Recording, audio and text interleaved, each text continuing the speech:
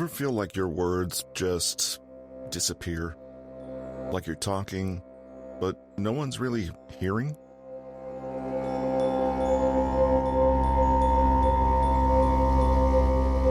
Hello, listeners, and welcome back to Social Skills Coaching, where you become more likable, more charismatic, and more productive. Today's featured book from Patrick King is How to Listen, Hear, and Validate. Break through invisible barriers and transform your relationships. This is from the How to Be More Likable and Charismatic series of books.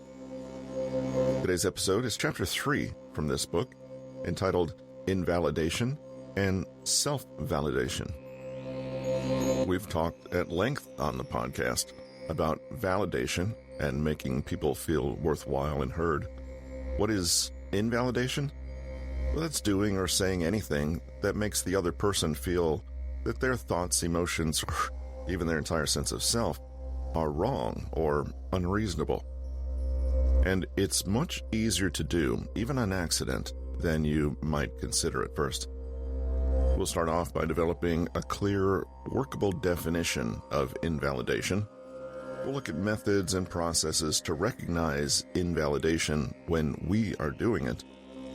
And we'll look at several ways that we can avoid invalidating others. As a final section in this episode, we'll look at the path to self-validation, using practices like journaling or affirmations to promote inner strength and resilience. Thanks for being with us today. And don't forget, at the end of the episode is a handy takeaways section that you can listen to and get a good summary of all the main points from this episode. Here we go.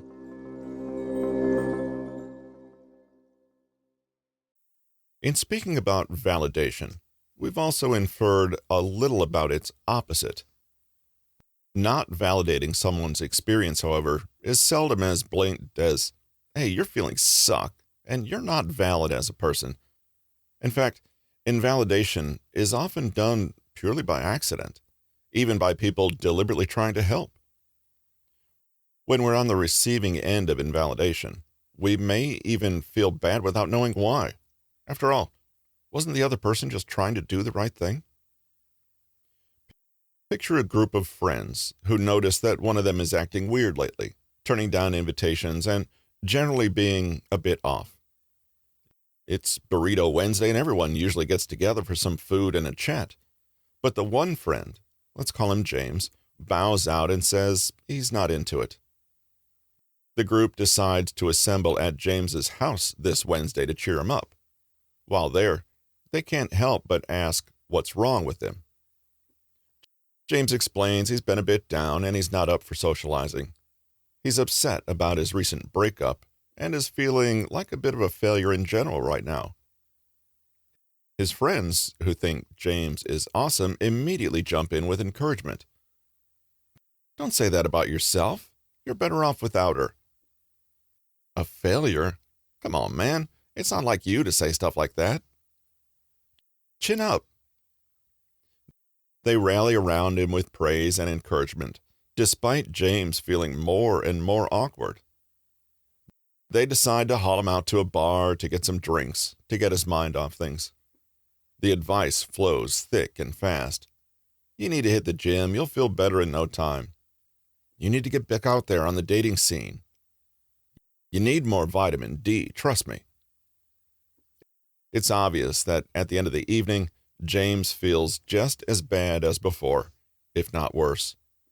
Though he was surrounded by caring, concerned friends, the effect was only that he is now painfully aware that he wasn't really allowed to feel how he felt or express it. On top of his disappointment about the breakup, he now has an extra thing to feel bad about. His response to the breakup is overreaction, uncomfortable, inconvenient. After all, why else would his friends do everything in their power to distract him and themselves from it? On the other hand, James might have felt better if he had enough courage to set boundaries with his friends and communicate to them clearly that he felt how he felt and that he didn't want to go out.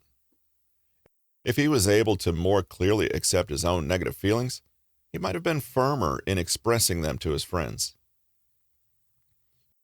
In this chapter, we'll be looking at invalidation from both sides of the coin, i.e., figuring out how we can be on guard against invalidating others, and also how we can overcome being invalidated ourselves. Connected to this is the idea of self-validation, or how we can avoid unconsciously invalidating our own experience. What is invalidation? Turning our original definition around, invalidation is when we see someone else's thoughts, feelings, experience, or indeed their entire selves as invalid. Knowing how much every human needs to feel seen, accepted, and acknowledged for who they are, invalidation can have profound effects.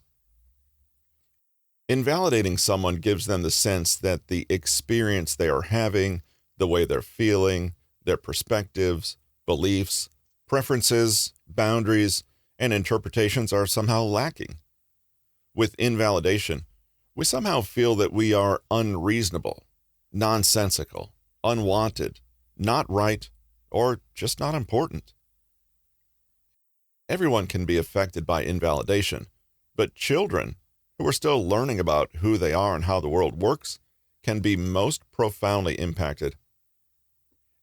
If we are invalidated often and early on in life, we can have difficulty knowing who we really are, be unable to express or understand ourselves, or experience deep feelings of shame or self-doubt.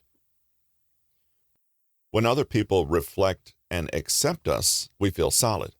But when we're invalidated, our entire existence and self-worth can feel undermined. In fact, childhood invalidation may be at the heart of many mental health conditions and disorders. This might sound dramatic, but constant invalidation can eventually lead to a deep feeling that you don't quite have the right to exist, or else that your existence is somehow fatally flawed and insignificant. In some cases, it can be used deliberately as a form of abuse. Validation is like a foundation to our identity, to our well-being, and our ability to connect meaningfully and communicate with others. When this foundation is disturbed, it can have effects in all these areas. We all know how it feels to be invalidated, but it can be tricky to spot exactly when it's happening. If we're used to it, we may even begin to think that it's normal. Invalidation can be dramatic or subtle, brief or ongoing, conscious or unconscious, and can play out in verbal and nonverbal ways. Recognizing invalidation. Invalidation may not be done consciously. Many people invalidate others because they've been raised to accept invalidation as normal, or have been chronically invalidated themselves. They may be uncomfortable with emotions, or want to help, but don't know how. On the other hand, some people do consciously invalidate the experience of a person they wish to control, as in gaslighting, where the other person is gradually taught not to trust their own accurate perceptions, i.e., they are made to feel crazy. All invalidation shares a common core. It tells the other person, your experience is not valid, but there are different forms. For example, minimizing. How can you be upset when other people have way worse problems? Oh, grow up. It's not really that big of a deal. I'm sorry you feel that way, especially when it takes the place of an apology. Rejection. That's the wrong approach. Don't lower yourself to that level. Only selfish people wallow like this. Dismissing. Oh, you'll get over it eventually. It's nothing. Ah, yes, you're having a bit of a midlife crisis, huh? Join the club. Or simply being distracted when you talk and shrugging off what you say. Denial. I don't want to hear any more about this. Come talk to me when you're ready to be rational. That never happened. You never said that. Or simply pretending like they never heard what you said. Controlling and judging. You're being so over the top. You should calm down. You're being dramatic again. You don't make any sense. Or using the silent treatment. Blaming. Why do you always have to find a problem with everything? You've upset everyone again by saying that. Well, I don't blame them for being mean to you. You do bring it out in people. Though we've laid out a few different ways you can invalidate someone, the above categories can and do blur into one another. And there's no reason someone can't invalidate using every one of them. Nevertheless, it's obvious that any of these forms of invalidation can have horrible effects. People on the receiving end can feel alienated, worthless, and confused.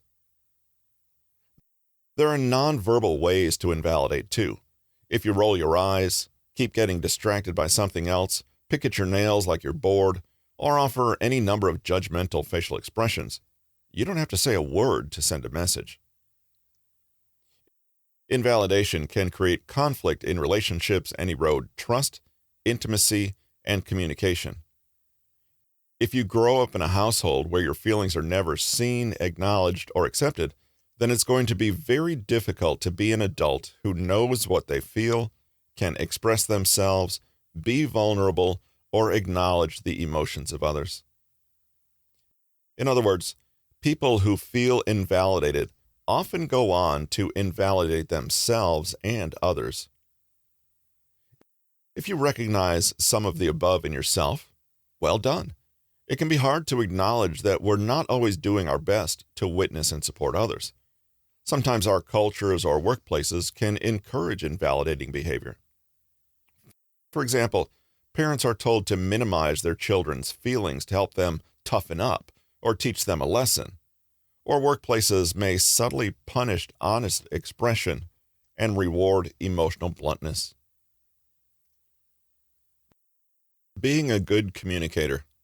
How to avoid invalidating others. Avoiding invalidating others is, in many ways, one of the first necessary steps to becoming good at validating them. The validation steps outlined in the previous chapter will undoubtedly convey kind, attentive acceptance to the person you're talking to. But you can imagine all that can go straight down the drain if you end the whole process with a comment like, "Okay, great.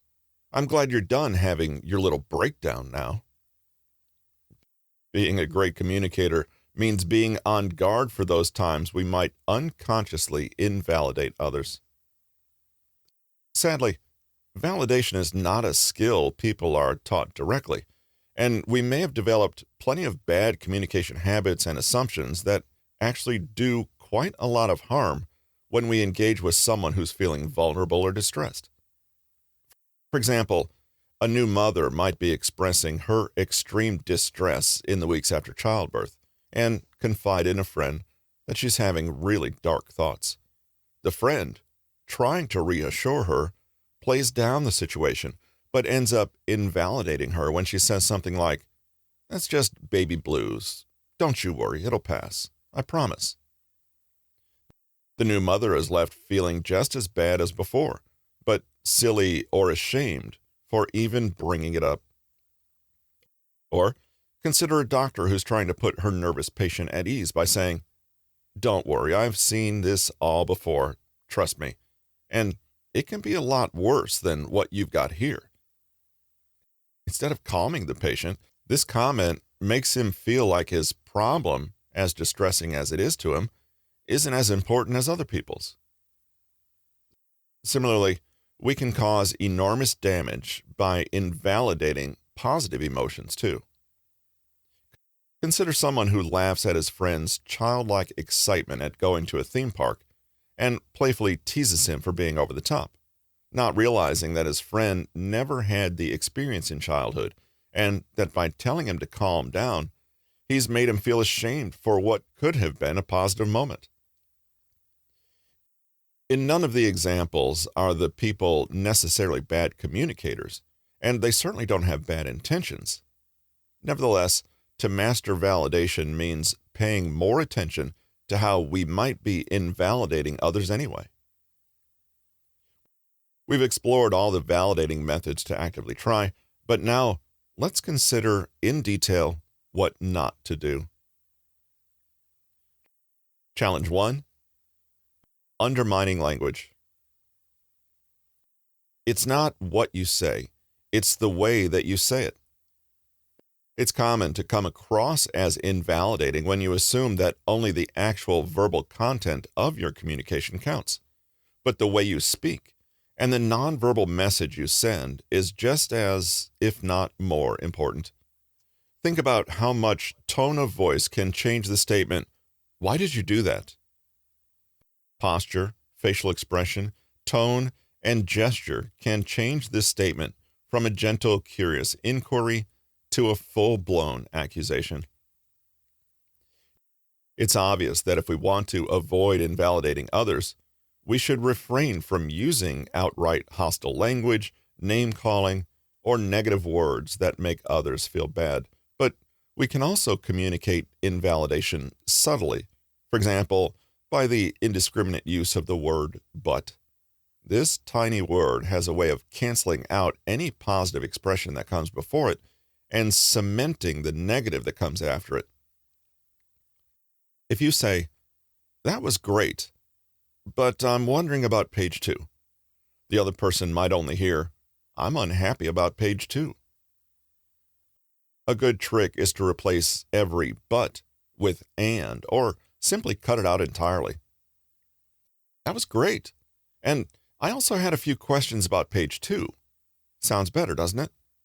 But is a word of contradiction. Think about any apology that goes, "I'm sorry, but," it doesn't ever really feel like an apology.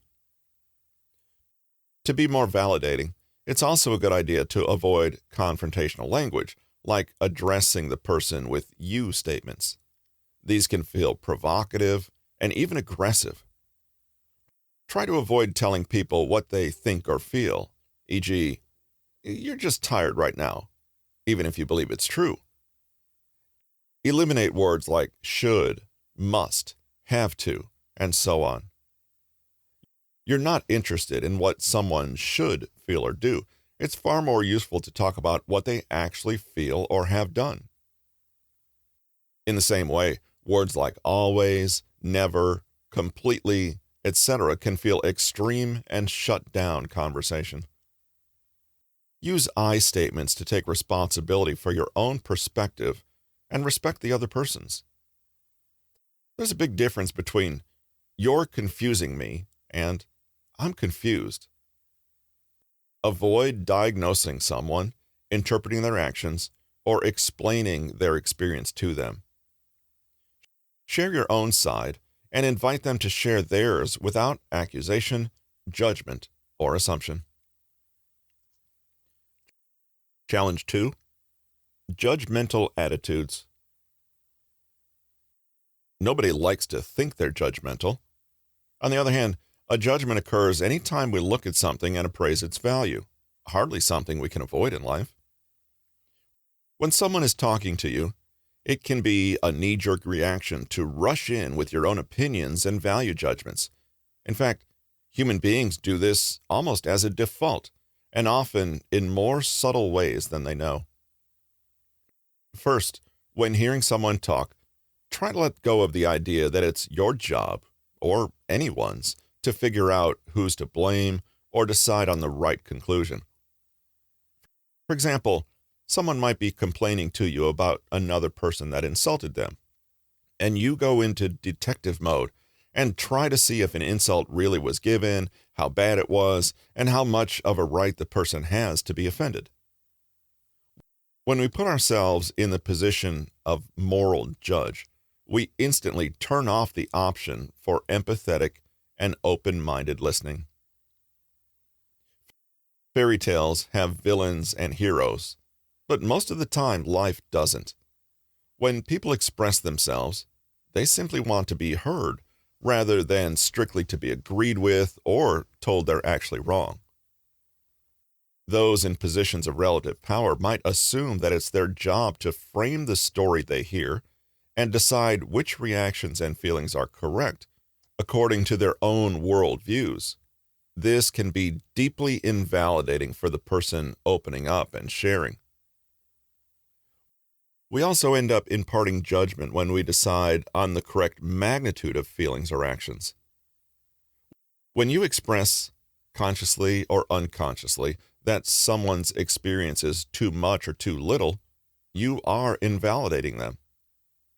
For example, by saying, "That's not such a big deal," or "You really need to be a bit more worried about this," you're passing judgment on the size and appropriateness of that person's emotions. But it's never our right to tell people either what to feel or how much of it to feel. Challenge 3. Offering advice or going into fixing mode. We need to consistently remind ourselves of why people express themselves to us or seek our reassurance. It's seldom because they don't know how to fix the problem. It's because they want to be heard and validated and to feel support for what they're going through. In other words, it's hardly ever a practical issue, but an emotional one. By offering practical advice, we leave the emotional need on the table, which can feel extremely invalidating. Wanting to fix often comes from a good place, but can have the effect of making the other person feel invisible. Try not to ignore or minimize their feelings by rushing in with a solution. Chances are, they already know what to do and how to do it. They just need to be listened to, soothed, accepted, or reassured. Watch out for subtle ways of fixing, such as asking, "Have you thought of XYZ?" Especially if XYZ is an obvious thing the person would have already considered. Avoid taking responsibility and trying to make it your job to cheer the person up or solve all their problems. If you act as though the issue is a simple one that can be sorted out easily, you are, in essence, erasing the person's difficulties and struggles, as though to say, "If you could only see the solution as clearly as I can, then you wouldn't be so upset. Ta-da!" In the same way, advice is not a good idea unless it's explicitly asked for. Avoid things like, "If I were you," or "What I usually do for this problem is." The advice may seem relevant to you, but it might not feel that way to the other person. Remember, it's not about you at all. Challenge 4. Insincerity. Though we seldom think about it, there are culturally ingrained ways of soothing distressed people. We all have a mental model of what a good friend or a kind mother or a compassionate counselor sounds like, and we might not even realize that we're defaulting to cliched expressions like, "How does that make you feel?" or "Shh, it's going to be okay." Though these stereotyped ways of responding to other people's emotions might have had genuine origins, the truth is that they often end up sounding insincere. Simply blurting out an automatic response or some truism that's supposed to be helpful usually doesn't actually help. Think of boring aphorisms like, "Time heals all wounds," or "You're stronger than you think." For validation to work, it has to feel real. The other person has to feel like they're having a genuine encounter with someone who really does understand and accept them on a human level. How many people revert to what they think of as a kind, sympathetic voice, but which can sound to others incredibly condescending and irritating? A tilt of the head, an expression of concern, and a fake sounding, "Oh, how awful for you," is likely to be received as an insult or brush off rather than genuine care. "You'll be okay, I promise," or "Everything's going to be just fine," are empty phrases that not only fail to soothe, but tell the other person that you're not really listening and don't have anything genuine to say. After all, how does anybody know how things will turn out? Even if the person will be okay in the future, what do they do with the fact that they don't feel okay right now? Overcoming invalidation. We'll finish this chapter with a consideration of what to do if you yourself feel invalidated. As you might have noticed already, the reason people invalidate one another are many, including simple carelessness. But one thing to remember is that invalidation has nothing to do with the person receiving it. It doesn't reflect on their worth as people. The principle flowing through this entire book is that emotions, thoughts, and lived experiences cannot be wrong. They are only what they are, and it's not for other people or even for us to decide they're not valid. If we feel invalidated, we might respond as though to an injury and want to defend ourselves. We might double down in trying to make ourselves understood or seek extra reassurance. However, before you jump to react, ask yourself a few important questions to determine whether it's even worth it to try and reason with the person who has invalidated you. Ask yourself if the person is close to you and whether they've made genuine attempts to understand you in the past. Is it a really good use of your time and energy to tell them they've invalidated you? Does their opinion even matter to you? Is this the right time to bring up their invalidation, or might it be perceived better if you did it later? If, after considering these questions, you believe it fit to respond, follow these steps. 1. First, don't accept the invalidation. Process what it feels like, but know it doesn't define you or your experience. 2. Communicate calmly and with I statements about how the invalidation has affected you. 3. Depending on the outcome of this, you can assert a boundary or choose to end the conversation entirely. 4. If you are routinely invalidated by someone, it might be time to consider the value that relationship holds in your life. The important thing to remember here is that you must not get into a debate about whether their invalidation or your desire for validation is wrong or right. You're merely establishing a boundary about how you want to be treated. What the boundary should be is entirely up to you and can vary based on how exactly you were invalidated. In learning how to validate others, we ourselves become better at asserting our own confidence and boundaries. Use mantras or mottos like all feelings are valid to remind yourself that you have a right to your experience. You can never demand that people praise, like, or agree with you, but you can expect respect, and you're always allowed to walk away from relationships where your genuine experience is not respected. The path to self-validation. It's far easier to manage being invalidated if you have your own strong inner sense of confidence and self-worth. If you're in the habit of undermining your own experience, it's likely you'll not be able to defend against the same from other people, and you may even invite it. Self-validation is an act of compassion for yourself. It's constantly confirming for yourself, I matter as much as anyone else, and my perspective is valid. My thoughts, feelings, and emotions are mine and are not wrong. No matter what others say, I have belief and respect in myself. What a powerful attitude. There are several ways you can validate yourself. Affirmations are one great way wherein you repeat certain pre-written lines or passages to yourself. You can find some great ones online or write one for yourself. Take note of all the negative thoughts that enter your brain when you're invalidated, and then write down the things you wish someone else would have said to you to soothe those worries.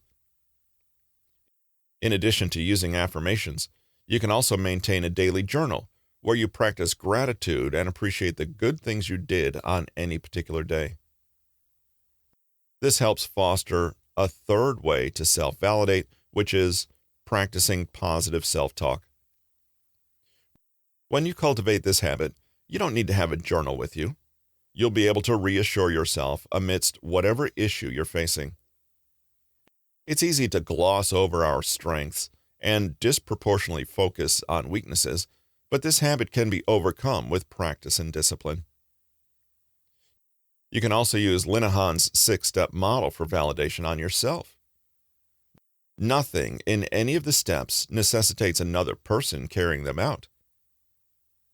You can be mindful of your own emotions, reason with them, contextualize your reaction within the broader scheme of events in your life, reassure yourself that others might react similarly, and recount instances where other people you know have faced similar problems as you.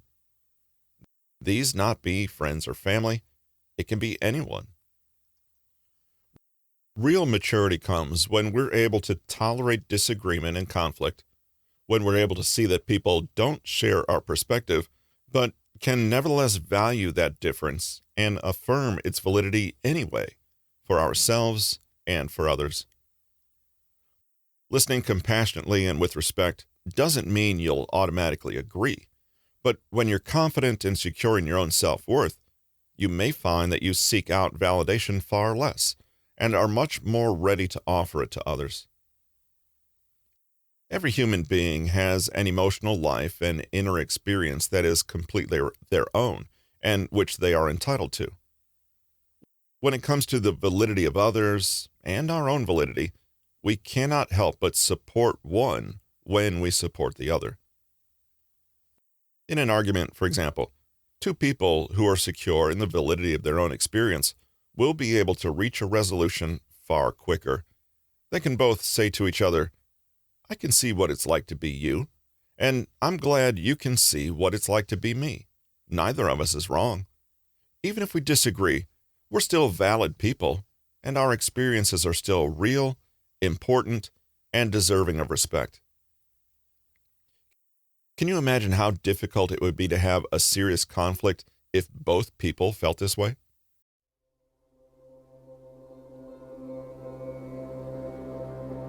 And that's a wrap on today's episode. You know, it's common sometimes to think that validation is just about agreeing, but it's not just about agreement. It's about respecting and acknowledging other people's experiences. Here are the main takeaways from today's lesson. Invalidation is doing or saying anything that makes another person feel that their thoughts, emotions, or even their entire sense of self are wrong and unreasonable.